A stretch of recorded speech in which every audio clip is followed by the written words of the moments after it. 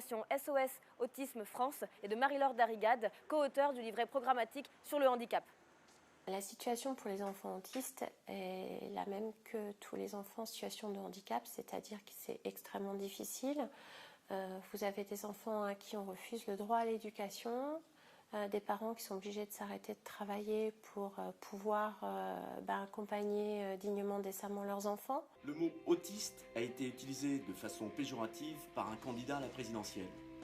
Beaucoup ont été choqués, mais d'autres ont vu cela comme une liberté de parole qu'on voudrait leur confisquer. En tant qu'humoriste, je peux faire rire sur le sujet de l'autisme, mais pas des personnes autistes elles-mêmes. Utiliser et banaliser ce mot comme élément de langage dans le monde politique ou les médias, l'entendre comme insulte dans les cours de récré, est devenu insupportable pour des milliers de familles, parce que cela entraîne des clichés, des discriminations et un regard de rejet vis-à-vis de nos enfants.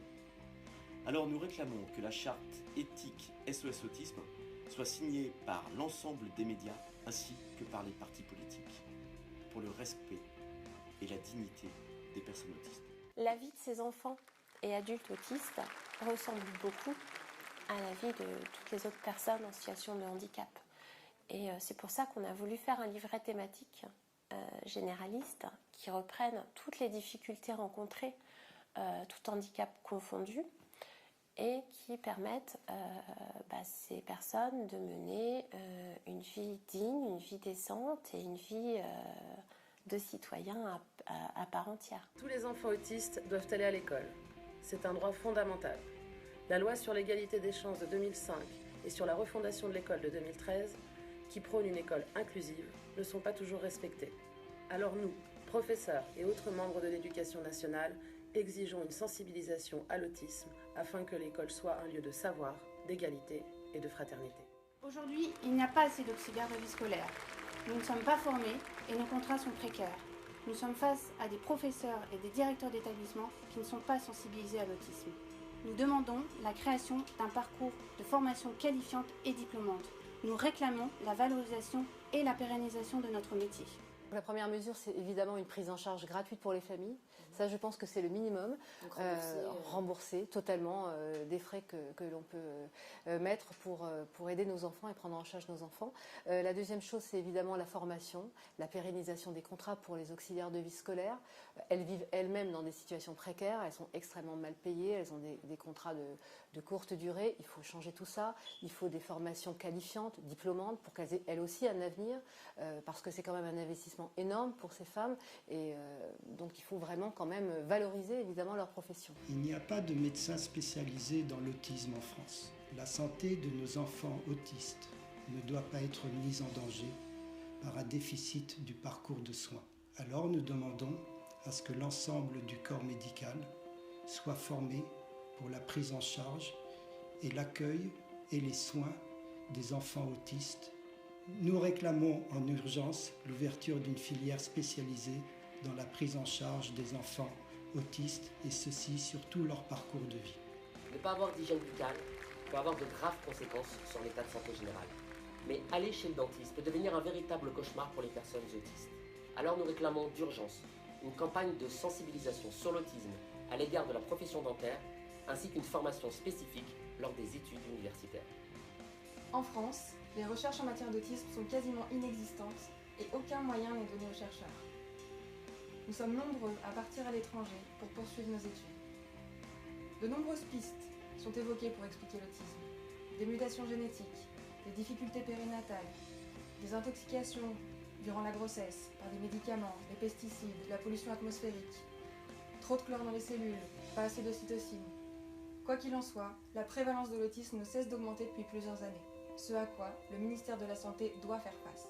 C'est pourquoi nous demandons d'urgence la création d'un fonds spécial pour des unités de recherche composées d'équipes pluridisciplinaires et internationales. Alors on ne connaît pas l'origine encore de l'autisme, il y a plein de pistes, que ce soit génétique, les pesticides, les médicaments dans le fœtus. Donc voilà, il y a plein de pistes. Pour l'instant on n'en sait pas grand-chose, on sait qu'il y a probablement en tout cas une origine génétique. Donc évidemment, on s'est aperçu que les méthodes éducatives fonctionnaient très bien. C'est pour ça que la Haute Autorité de Santé a statué là-dessus. elles marchent parce qu'elles font évoluer l'enfant. Et l'enfant peut arriver à parler, comme ça a été le cas de mon fils qui a été diagnostiqué autiste sévère alors qu'il avait 4 ans et qui aujourd'hui rentre au collège avec des super notes et un super niveau. Il a des copains, il a une petite copine. Voilà, c'est ce dont je rêve pour tous les enfants autistes parce que même s'ils ne vont pas jusqu'au bac, parce que les niveaux au départ ne sont pas les mêmes, on peut arriver quand même à les faire progresser. Et c'est quand même beaucoup mieux d'avoir toutes ces personnes autour de nous dans la société et qu'on accepte leurs différences au lieu de les voir dans des institutions gavées de neuroleptiques. Ce n'est pas la solution. On ne peut pas laisser comme ça des gens dans cette détresse. Et on ne peut pas laisser non plus des personnes subir l'exil en Belgique parce qu'il n'y a plus de solution en France. Vous avez plus de 8000 enfants et adultes qui sont contraints à cet exode belge. Donc c'est qui coûte de l'argent. Non seulement ça coûte de l'argent, mais en plus ça brise les familles, ça les éclate. Ce sont des drames humains. Vous avez des personnes, des enfants, des jeunes adultes qui se sont laissés mourir en Belgique. Ça, on n'en parle pas. Et donc, ce qu'il faut absolument, c'est que on investisse dans des structures à taille humaine, adaptées aux problématiques de ces enfants, de ces adolescents, de ces adultes, à proximité des lieux de vie des parents. Il faut arrêter d'exiler ces personnes et il faut bien évidemment que dans ces structures, il y ait du personnel formé. Je pense notamment à la revalorisation du métier des éducateurs. Et puis que dans ces structures, on utilise toutes les recommandations de l'ONU, les recommandations de la Haute Autorité de Santé, et qu'on forme tous les personnels qui sont toujours pas respectés et qu'on forme les personnels à la bienveillance et à la bientraitance. C'est une urgence absolue. Depuis tout petit, j'ai tout fait pour m'en sortir avec l'aide de mes parents et j'ai eu la chance de bénéficier d'une prise en charge précoce et adaptée. Aujourd'hui, je mène une existence normale, à une exception près, je suis toujours discriminé. Malgré mes compétences et mes diplômes, les entreprises refusent de m'employer au motif que je suis autiste. Nous demandons la création d'un label autisme qui récompense les entreprises favorisant l'accueil et l'emploi des personnes autistes.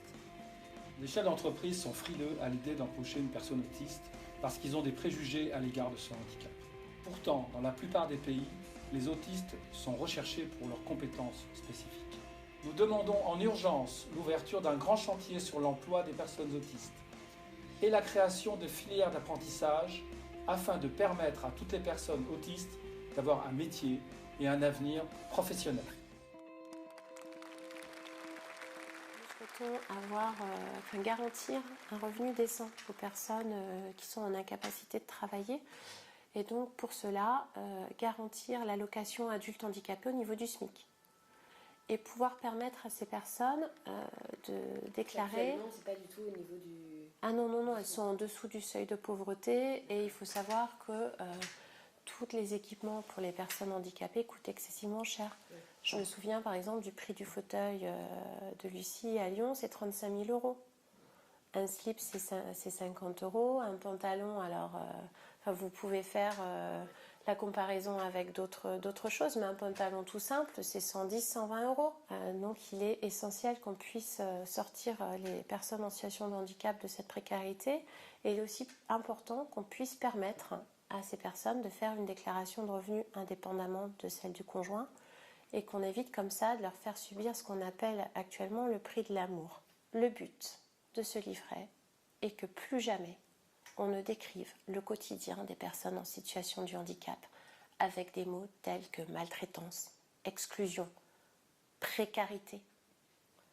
Ça, c'est plus possible. Inégalité. Il faut en finir et la seule façon d'en finir, c'est d'opter pour cette 6e République et d'opter pour une République où les droits des personnes en situation de handicap soient les mêmes que tous les autres citoyens.